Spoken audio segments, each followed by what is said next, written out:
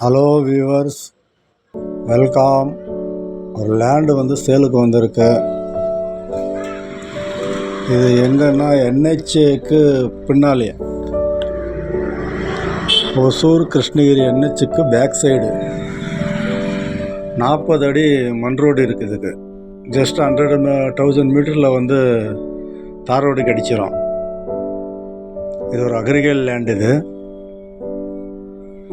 டோட்டலாக வந்து 5 ஏக்கரா 30 சென்ட்டு. ஆமாம், ஒரு 1/4 கிலோமீட்டரில் தான் என்ஹெச் இருக்கும். ஒசூர் கிருஷ்ணகிரி என்ஹெச் இன்வால்வ் பண்ணி வைக்கலாம், ஃபார்ம் ஹவுஸ் பண்ணலாம்.